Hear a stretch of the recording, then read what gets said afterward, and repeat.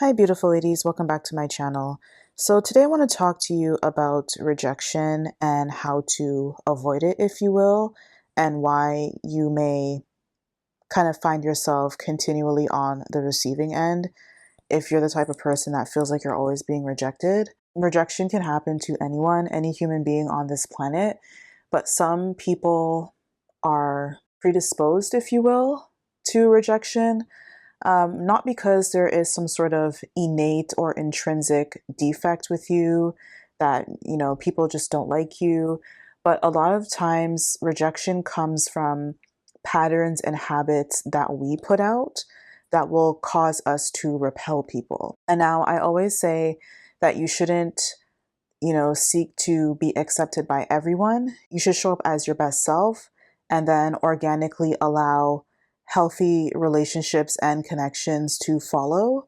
But if you want to attract people who are equally as good as you are, so people who are also leveling up, people who are about their business, people who, have something positive to offer, the movers and the shakers of society, if you will, then you need to make sure that you kind of adopt behaviors and habits that tell people that you are the type of person that they want to be around. The same way how you are careful of who you keep in your circle, there are people out there who are also careful of the people that they keep in their circle. And sometimes people can write you off based on certain behaviors or even just the aura that you carry. A lot of rejection comes from you seeking out and trying to maintain relationships with people who push you away because you're trying to prove to yourself that you're not being rejected. You're trying to prove to yourself that, maybe this person isn't rejecting me, or this person, there's no hard feelings with that person. Maybe I just need to prove to them that I am a good person to be around. Or, maybe that person was just going through a tough time and I need to prove to them that I'm a good friend. But when you do this, you're actually reinforcing what you think that you're rejecting, and people can feed off of that. People can sense that very easily. When you actively pursue people who are letting you know that they don't want to be in contact with you for whatever reason, you are putting out there subconsciously. Some people say in the universe, some people say it's alchemy, but you are putting out there that you are not a commodity, that you are a chaser and a pursuer. And you put yourself at a disadvantage because you no longer have the ability to pick and choose the type of people that you want to be around. And you kind of put yourself out there as like leftovers, like, oh, I'm waiting to be chosen. Okay, which is why I stay away from hobbies or people or just situations that will cause me to kind of put myself out there or kind of be like the pursuer or the chaser. So for example, like pageantry, like I used to be big into pageantry when I was in undergrad. And as I grew up and kind of formed my identity, I realized that that's not something that I wanted to continue on or pursue full time, because you're literally putting yourself at the mercy of people's opinions. And that just does not align with who I am as an individual and as my brand. And so I stepped away from that. And now pageantry and other hobbies, they do have their benefits. But when you continually put yourself in a position to kind of like audition and kind of put yourself out there to be like, oh, pick me, look at my value, you are putting out in the universe that that is your position and you will remain at that position. So try it out. If you find yourself always being the one to pursue instead of allowing people and things to come to you naturally, I challenge you to stop that and watch that turn around. Watch things come to you naturally. Watch the quality of people and the quality of opportunities improve for you when you allow yourself to kind of just rest and settle and allow yourself to naturally align with the greater good for yourself. Okay, so to avoid this, you simply need to accept the fact that not everyone is going to like you. And even despite this, you still have worth and value, because your value is not based on people's perception of you, because opinions are subjective, okay? Many people like roses and many people hate roses. Many people like Chanel and many people dislike Chanel. Many people like Beyonce. She's one of the most talented. I talk about her all the time on this channel. She's one of the most talented artists in the world. And many people dislike Beyonce, and that's totally fine. You don't see Beyonce worrying about whether or not people like her because she knows what she offers and she knows that the right people will be attracted to what she offers. What I like about entertainers from like the 70s and 80s, like Patti LaBelle, Anita Baker, and such, is that they don't really care about people's opinions of them. Like, you notice that? Like, you'll see in interviews, like, Anita Baker's known for this. Like, people will ask her, like, oh, what do you think about what so and so said? And Patti LaBelle, too. And she'll, like, they'll both, like, make no qualms about showing that they don't care what people think. Like, oh, did you hear that so and so said this? And it's like, oh, yeah. Rihanna's another one, too. Like, Rihanna doesn't entertain people's opinions. Like even Rihanna, she doesn't really do interviews as much as she used to in the earlier stages of her career.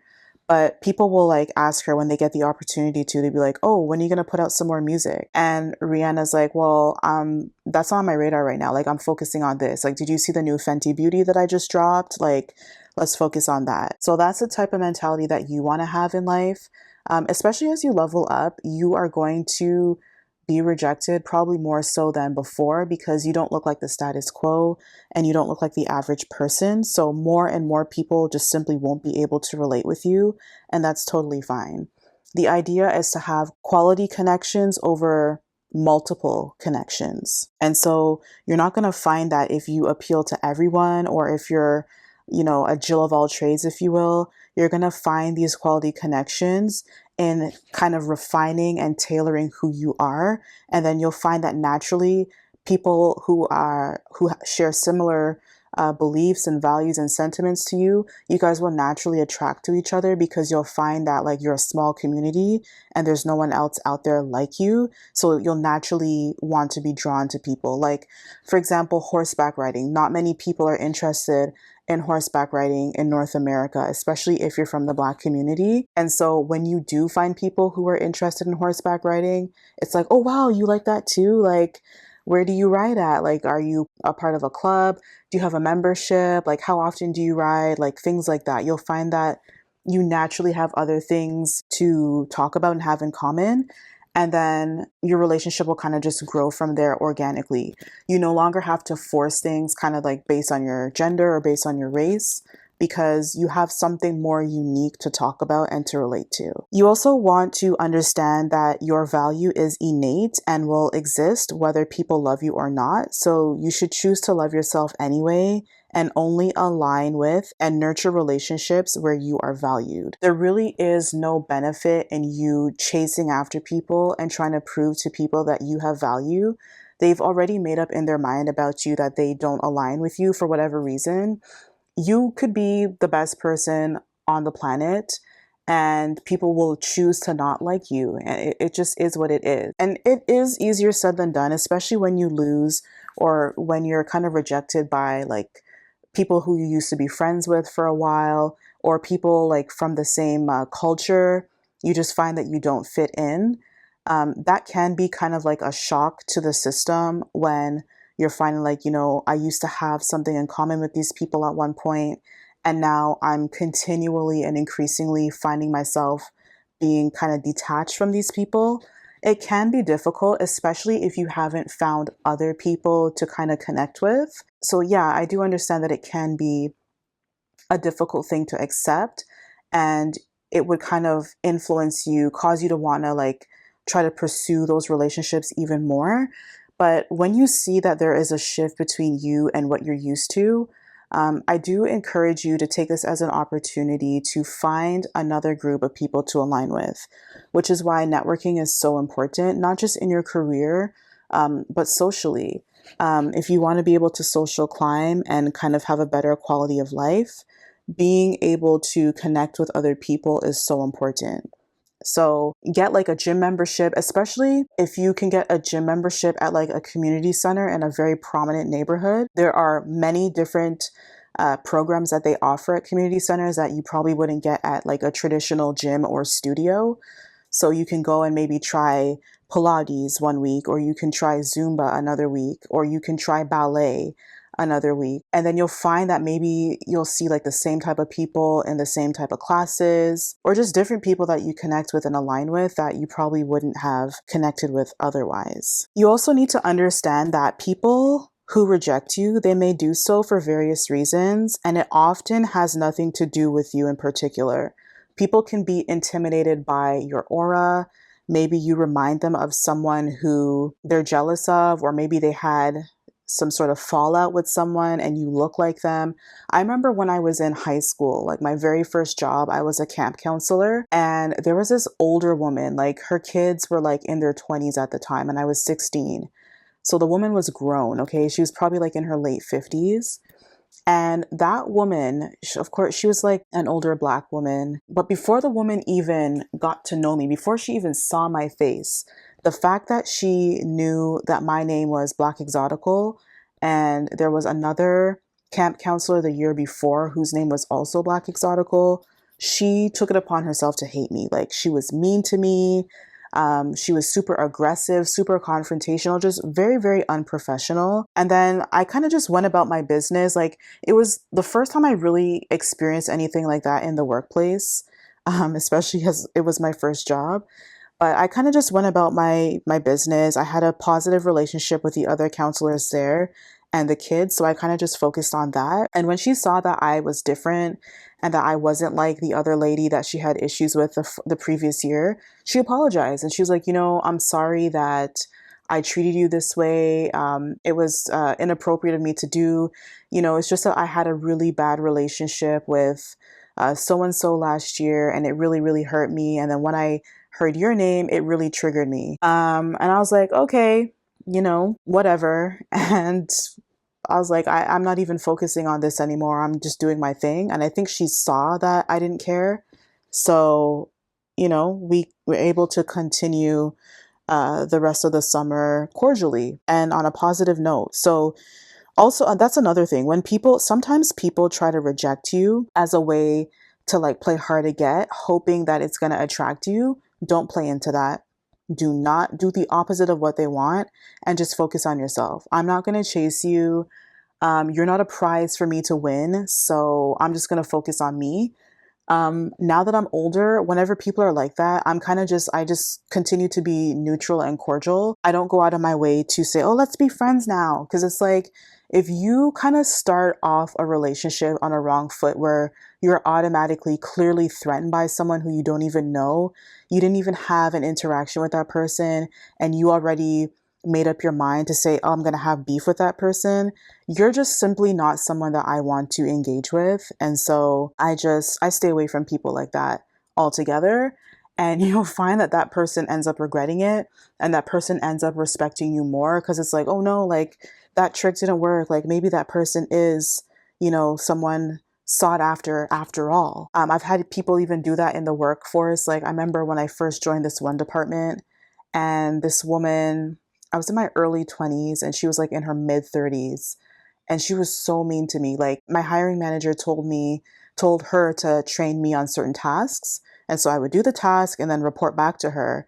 And she would kind of snap at me and be like, oh, just put it over there and just wait until I'm finished. Like just being super confrontational and rude for like no reason. And so I ignored her. I would come in and I would see her and I wouldn't even say good morning to her. I would say good morning to everybody else. I would talk to everybody else in the office. You may say that that's being catty. I don't care. Like she thought that she was going to dog walk me and get me to kind of beg and grovel and be like, oh, please be nice to the new girl. And I was like, nah, like there's other people that I've formed a positive relationship with. And she saw that like, oh, like everybody else likes her. And I guess like it looks like I have egg on my face now. And so she would randomly kind of be nice to me. And I'm like, whatever. When I left that company to get a management position at the parent company, she was still in that same position, same department. As a matter of fact, she got a demotion right before I left. She got a demotion. And so I was like, you know what, girl, you clearly have bigger issues to worry about. And she would be mean to other women as well. In particular, whenever there was a new girl, she would be mean to her. Like, and I remember one time she came up to me and was like, oh, can you believe that the new girl complained about me? It happens all the time where, there's been multiple complaints about me and I just don't understand why. Can you believe it? And I was like, yeah. You have a track record of being super petty and mean to other women, which means that you yourself as a woman feel threatened by other women, especially younger women, because for whatever reason, you're not confident enough to grow in your career. And so you take it out on the young, fresh blood that you're hoping to intimidate because you recognize that she has the opportunity to have a bright future and you've obviously already given up in your mid-30s. How sad for you. Moral of the story is a lot of times it has absolutely nothing to do with you and everything to do with the fact that that person simply has their own issues, especially when you're younger and you're kind of new to this and you didn't really have anyone to guide you and to tell you the ins and outs of life. Don't internalize it. So it's pointless to try and decipher the reason. Some people will try to be like, oh, I want to get clarity on this. I want to get closure. So I'm going to try to talk to that person. Forget it. Don't waste your time, especially like if you're in a church setting. That's one thing that they like to do is like, I guess, try to get closure or see like, sit down with your sister in Christ or your brother in Christ and see like what the issue is. And, we can work it out. They think that like if you sit down and talk, you're going to have this kumbaya moment and everything's going to be golden. That's a fairy tale. There are religious people. There are professional people who you would think would be more mature, who simply are not, and they are set on not being mature. So don't waste your time trying to decipher what the problem is. It's pointless, and honestly, it'll affect your mental health because you're sitting there trying to pick apart like where you went wrong. Don't waste your time. Just continue to level up and improve yourself and become the best version of yourself. You'll naturally align with better quality people. Don't try to force relationships, especially like I remember when I used to go to church, I was a part of this small group.